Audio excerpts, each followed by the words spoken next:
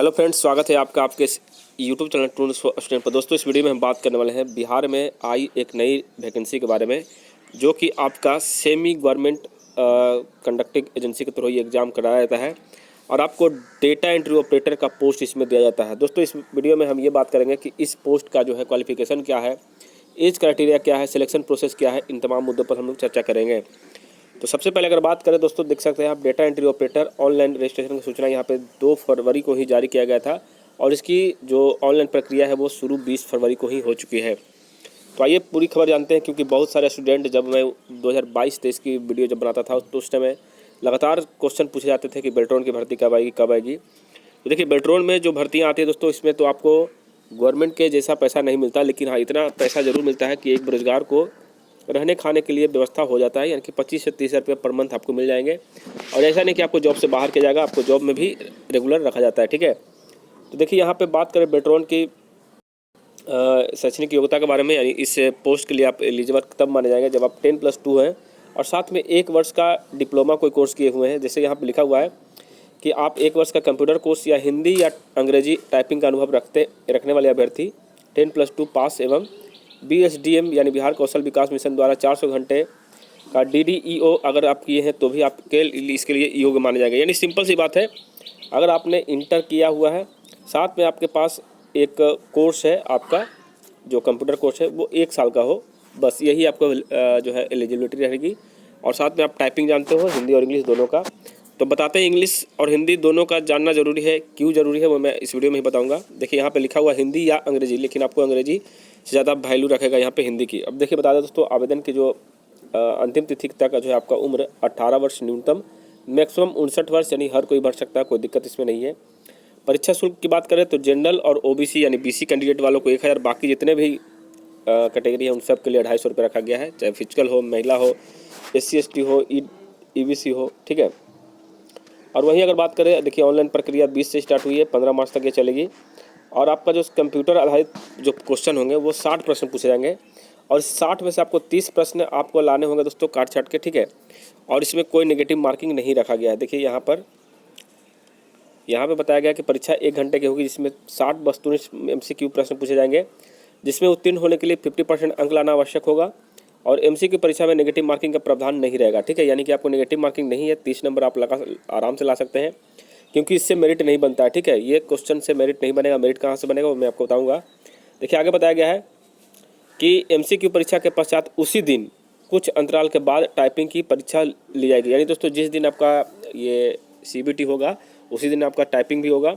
हिंदी एवं अंग्रेजी दोनों की टाइपिंग में दक्षता परीक्षा जो है कंप्यूटर पर ली जाएगी और प्रत्येक टाइपिंग परीक्षा के टेस्ट के बीच उचित अंतराल होगा, यानी दोनों के बीच में मान सकते हैं 5 मिनट का अंतराल हो सकता है। हिंदी टाइपिंग टेस्ट मंगल फॉन्ट तथा रेमिंगटन गेल कीबोर्ड लेआउट पर ली जाएगी, यानी कि आपको मंगल फॉन्ट में लिया जाएगा और रेमिंगटन गेल जो कीबोर्ड लेआउट है उस पर होगी। दक्षता का स्तर जो है अंग्रेजी में न्यूनतम 30 वर्ड पर मिनट और हिंदी में न्यूनतम 25 वर्ड पर मिनट रखा गया है, करेक्ट वर्ड होगा। ठीक है, और यहाँ पर बताया गया है कि निर्धारित दक्षता स्तर पर महिलाओं, अनुसूचित जाति एवं जनजाति को प्रत्येक स्तर के मूल्यांकन में 10% तथा दिव्यांग अभ्यर्थी को जिनका जो है 40% के हिसाब से है वो 15% के अधिक मान्यता दी जाएगी। परीक्षा उपरांत अभ्यर्थी के लिए कट ऑफ अंक निर्धारित कर पैनल संधारित किया जाएगा। तो यहाँ पर आप देख सकते हैं दोस्तों कि जो SC ST वाले हैं, ठीक है, महिला हो गए, अनुसूचित जाति जनजाति हो गए, उनको प्रत्येक स्तर में मूल्यांकन में 10% का जो है छूट मिलने वाला है। ठीक है, और वहीं जो फिजिकल हैंडीकैप है उनको 15% का छूट मिलेगा। वहीं अगर बात करें दोस्तों यहाँ पर कि मेधाक्रम यानी कि मेरिट कैसे बनता है, तो हिंदी टाइपिंग परीक्षा के प्राप्त अंक के अनुक्रम में मेधा सूची आधारित पैनल बनाई जाएगी और विभागों, कार्यालय, निकायों से प्राप्त अध्याचना के विरुद्ध पैनल से प्रतिनियुक्त में से 100 पॉइंट आरक्षण रोस्टर के अनुसार और जो है आरक्षण का लाभ दिया जाएगा। यानी अभी वैकेंसी तो टोटल नहीं बताई जा रही है, लेकिन ये जब वैकेंसी आएगी तब आपके क्वालिफिकेशन के आधार पर आपको उस जगह पे पोस्टिंग किया जाएगा। और बता दें दोस्तों कि आपका जो मेरिट बनेगा वो आपका टाइपिंग पर बनेगा, और वो टाइपिंग कौन सा, तो हिंदी टाइपिंग पर बनेगा। इसलिए हिंदी आपके लिए बेहतर साबित होगा अगर आप हिंदी की टाइपिंग जानते हैं।